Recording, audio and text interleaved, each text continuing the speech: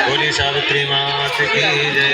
मध्य प्रदेश में धर्मात्मा सभी प्राणियों के हित में तत्पर रहने वाले, राजधानी तथा राज्य में रहने वाली प्रजाओं का प्रिय अश्वपति नाम का राजा था, जो कि क्षमाशील, संतान रहे, सत्यवादी और इंद्रियों को वश में रखने वाला। एक समय वो राजा प्रभात सेतु की यात्रा में निमित्त वहां पर आया और विधि पूर्वक यात्रा करता हुआ सावित्री के स्थल पर पहुंचा।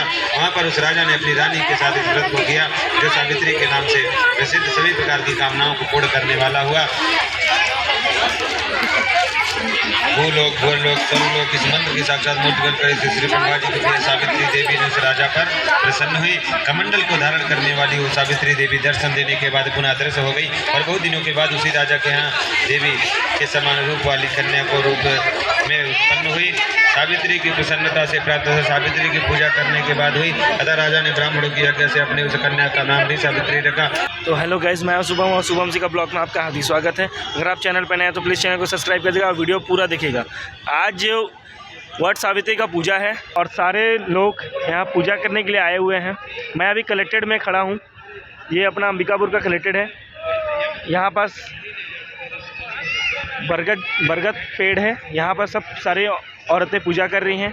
तो चलिए मैं आपको वीडियो स्टार्ट करने से पहले, अगर आप चैनल पर नए हैं तो प्लीज़ चैनल को सब्सक्राइब कर दीजिएगा और वीडियो पूरा देखिएगा। तो वीडियो चलिए स्टार्ट करते हैं आप। तो ये सारे लोग आए हैं पूजा करने के लिए। बहुत सारे लोग फ़ोटो शूट कर रहे हैं, बहुत सारे लोग पूजा में बैठे हुए हैं। ये आज भीड़ देख के ऐसा लग रहा है कि मतलब बहुत ज़्यादा भीड़ है। ये देखते हैं आप, आज बहुत भीड़ लग रहा है। ये पूजा होता था 8 बजे सुबह।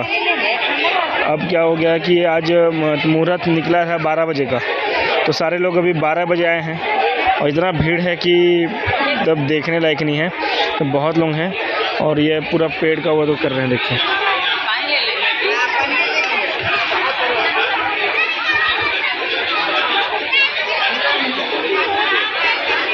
शिखा कहाँ है? सारे लोग पूजा कर रहे हैं।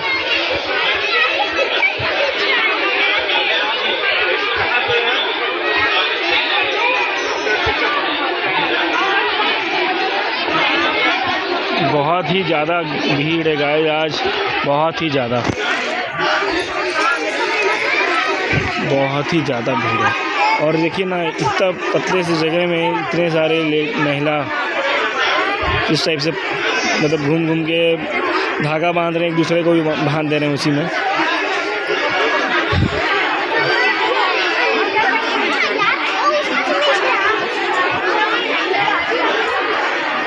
सारे लोग वेट कर रहे हैं कि अब पूजा खत्म हो तो घर जाएं। बहुत ज़्यादा गर्मी भी है, सारे लोग बैठे हुए हैं।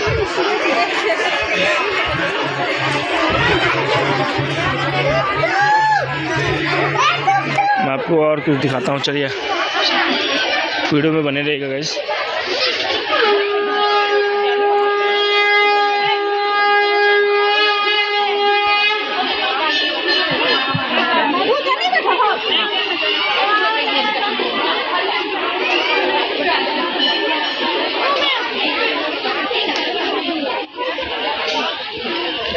ये पूजा चल रहा है और सावित्री का पूजा है आज।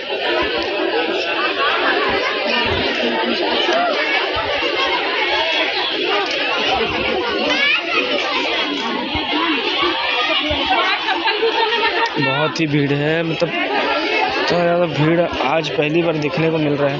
तो पहले भी लोग पूजा करने आते थे तो इतना लोग पूजा करने नहीं आते थे। अब क्या है ना, बहुत लोग पूजा करने आए हैं। ये वैसे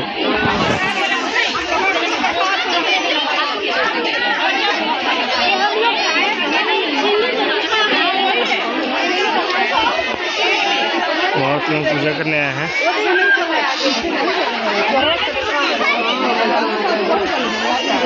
और सारे लेडीज़ आज उपवास रखे हैं और इतनी ज़्यादा गर्मी पड़ने के साथ इन लोग पूजा कर रहे हैं। मेन क्या है ना, लेडीज़ लोग इतना उपवास रखते हैं, कैसे रह लेते हैं।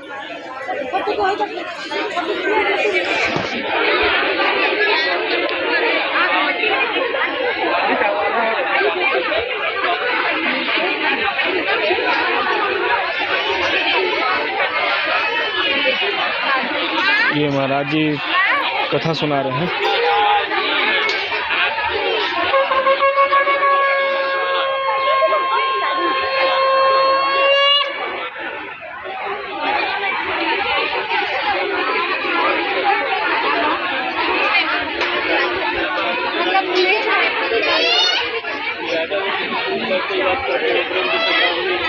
चलिए कथा सुनिए, पट सावित्री की कथा सुनिए।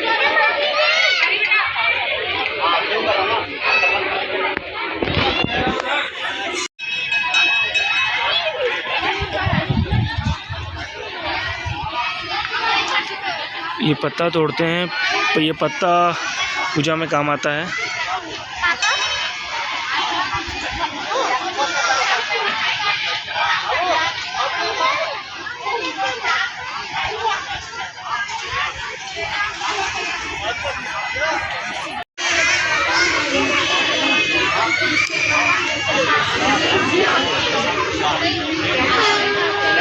मम्मी मिल गई।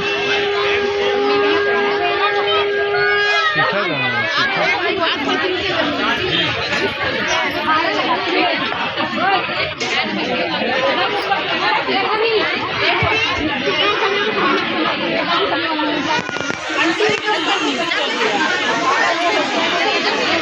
मेरी मम्मी है।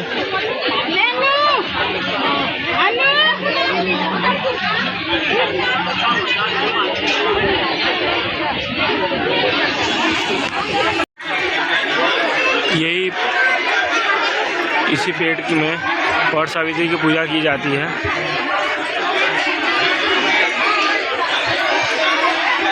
मम्मी आगे नीचे। सीखा कहाँ है यार? 2 राउंड हो गया, सीखा नहीं दिख रही है।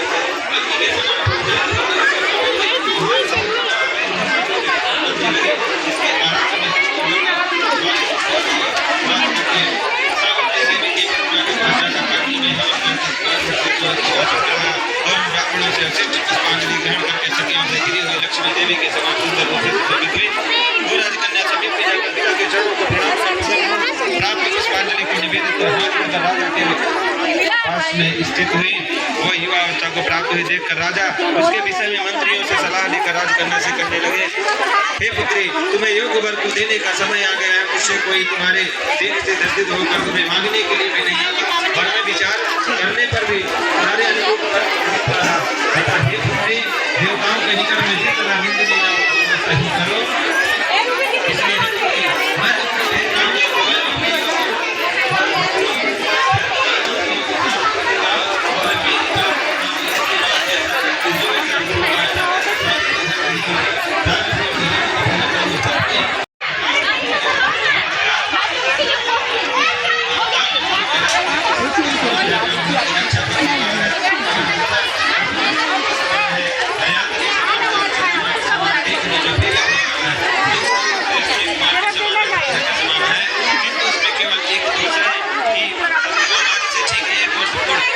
अभी कितना राउंड बचा है? अभी ना कितना राउंड बचा है? अभी है कितना? पहले निश्चय करके बाद में उसे वाणी द्वारा प्रकट किया जाता है, पुनः उसके बाद कर्म द्वारा किया जाता है। इससे प्रत्येक कार्य मन को प्रमाण माना जाता है, अर्थात मन के विरुद्ध कार्य नहीं किया जाता है। नारद ने कहा, हे राजन, यदि आपको इष्ट हो तो अपनी पुत्री सावित्री को कन्यादान के साथ शीघ्र ही कर डालिए। ऐसा कहकर नारद आकाश मार्ग से सब लोग चले गए और इसके बाद राजा ने शुभ मुहूर्त में सभी वर्ती वेदों के परगामी ब्राह्मणों के द्वारा पुत्री सावित्री का विवाह वाले दिन स्नान करके देवताओं का दर्शन करने के बाद सावित्री ने सास ससुर के चरण बंधन किया और इसके बाद जब खिलाड़ी लेकर सत्यवान जंगल की ओर चला, तब जाते हुए अपने पति के पीछे पीछे सावित्री भी चली और वन में जाकर सत्यवान जल्दी से फल पुष्प समिधा और कुशा तथा सूखी लकड़ियों को इकट्ठा करके ले जाने योग्य धार बनाने लगा। लकड़ियों को काटते काटते उसके सिर में पीड़ा होने लगी, जिससे उस कार्य को छोड़कर बट वृक्ष की एक शाखा का सहारा लेकर सावित्री से कहने लगा कि हे सावित्री, सिर की वेदना मुझे दुख दे रही है, अतः मैं तुम्हारी गोद में क्षण भर सोना चाहता हूँ। सावित्री ने दुखित होकर कहा कि हे महाभाव, आप विश्राम करें, पीछे हम श्रम को दूर करने वाले आश्रम को चलेंगे। जैसे ही पृथ्वी पर बैठी हुई सावित्री ने सत्यवान के सिर को अपनी गोद में रखा, वैसे ही उसने कृष्ण मित्र पिंगल वर्ण वाले किरीटधारी पीत वस्त्र पहने हुए साक्षात सूर्य के समान उदित हुए पुरुष को देखा। उसे देखकर सावित्री प्रणाम कर मधुर वचनों से उससे कहने लगी कि आप देवता अथवा दैत्यों में से कौन हैं जो मुझे धर्मच्युत करने के लिए आए हैं। मुझे अपने धर्म से युद्ध करने के लिए आप में कोई सामर्थ्य नहीं है, क्योंकि हे कुरुश्रेष्ठ मुझे धधकती आग की लपट के समान समझिए। यमराज ने कहा, मैं सब प्राणियों के लिए भयंकर और कर्मानुसार उनका उचित दंड देने वाला यमराज हूँ। सावित्री ने भी विनय से सिर झुकाकर अपने लिए राज्य पाने का वरदान मांगा और अपने महात्मा के लिए देखने की शक्ति पाने के साथ साथ पूरा राज्य प्राप्ति एवं अपने पिता के लिए 100 पुत्रों की तथा अपने लिए 100 पुत्रों की प्राप्ति के लिए वरदान मांगा तथा पति के लिए पुनर्जीवन दान एवं लंबी आयु का वरदान मांगा एवं निरंतर धर्म की सिद्धि प्राप्त करने का वरदान मांगा। इस प्रकार वर मांगने पर धर्मराज यमराज ने भी उसे अभीष्ट वर प्रदान कर वापस किया। इसके बाद सावित्री पति का जीवन दान प्राप्त कर प्रसन्न चित्त होती हुई अपने पति के साथ शांति पूर्वक अपने घर को गई। बोली सावित्री माता की।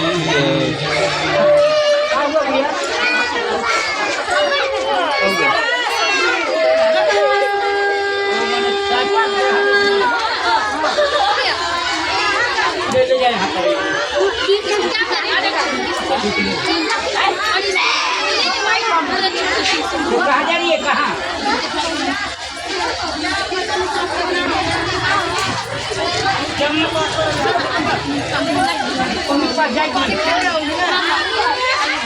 मेरे क्या यहाँ पर एक नहीं देखो बुरा गए ना लोग हैं सामान कहाँ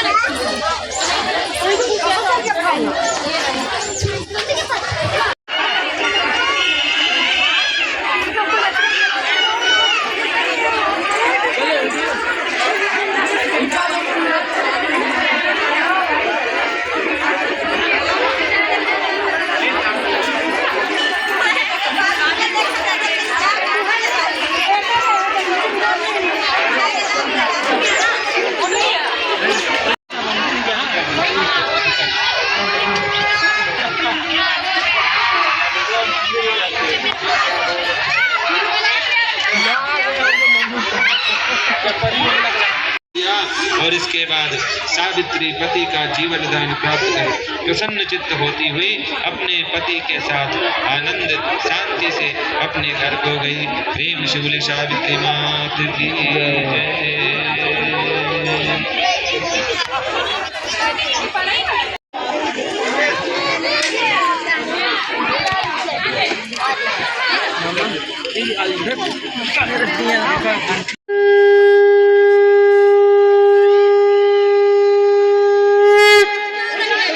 चलिए आइए। प्रेम से बोली मेरे सावित्री माता की जय।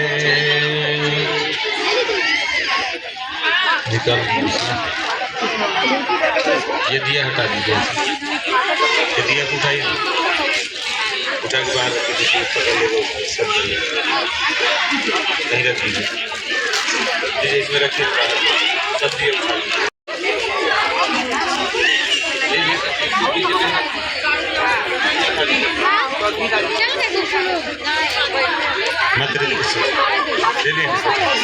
बोली सावित्री माता की जय। मध्य प्रदेश में धर्मात्मा सभी प्राणियों के हित में तत्पर रहने वाले राजधानी तथा राज्य में रहने वाली प्रजाओं का प्रिय हर्षवती नाम का राजा था, जो कि क्षमाशील, संतान रहे, सत्यवादी और इंद्रियों को वश में रखने वाला। एक समय वो राजा प्रभास सेतु की यात्रा में निमित्त वहां पर आया और विधि पूर्वक यात्रा करता हुआ सावित्री के स्थल पर पहुंचा। वहां पर उस राजा ने अपनी रानी के साथ इस व्रत को किया, जो सावित्री के नाम से प्रसिद्ध सभी प्रकार की कामनाओं को पूर्ण करने वाला हुआ। भूलोक भूलोक सर्वलोक इस मंत्र की साक्षात मूर्तिगत करे श्री ब्रह्मा जी के सावित्री देवी ने उस राजा पर प्रसन्न हुई। कमंडल को धारण करने वाली वो सावित्री देवी दर्शन देने के बाद पुनः अदृश्य हो गई और बहुत दिनों के बाद उसी राजा के यहाँ देवी के समान रूप वाली कन्या को रूप में उत्पन्न हुई। सावित्री की प्रसन्नता से प्राप्त सावित्री की पूजा करने के बाद हुई। अतः राजा ने ब्राह्मणों की आज्ञा से अपनी उस कन्या का नाम भी सावित्री रखा। प्रतिमा के पास जाकर अग्नि में हवन करके ब्राह्मण को शुद्धवचन और उन ब्राह्मण से उचित पुष्पांजलि ग्रहण करके सखियों से घिरी हुई लक्ष्मी देवी के समान सुंदर रूप से सुशोभित हुई वरारोह वो राजकन्या समीप में जाकर पिता के चरणों में प्रणाम कर प्रथम प्राप्त पुष्पांजलि को निवेदित हाथ जोड़कर राजा के पास में स्थित हुई। युवावस्था को प्राप्त हुए देखकर राजा ने उसके विषय में मंत्रियों से सलाह लेकर राजकन्या से कहने लगे। राजा ने कहा कि हे पुत्री, तुम्हें योग वर देने का समय आ गया है। मुझे कोई तुम्हें मांगने के लिए भी नहीं आता है और मैं भी विचार करने पर तुम्हारे अनुरूप वर को नहीं पा रहा हूँ। हे पुत्री, देवताओं के निकट मैं जिस तरह निंदनीय न हूँ वैसा तुम करो। इसलिए हे पुत्री, मैं तुमको भेज रहा हूँ कि तुम स्वयं अपने योग वर ढूंढ लो। वृद्ध मंत्रियों के साथ शीघ्र जाओ और मेरी बात को मानो। इसके बाद जैसे कहते वैसे ही होगा। ऐसा कहकर सावित्री घर से निकलकर राजर्षि को रम्य तपोवन की ओर चल पड़ी और वहां पहुंचकर माननीय वृद्धजनों को प्रणाम कर सभी तीर्थों और आश्रमों में जाकर पुनः मंत्रियों के साथ सावित्री अपने गृह पर आ गई और वहां पर पिता के समक्ष पवित्र देवर्षि नारद को बैठे आसन पर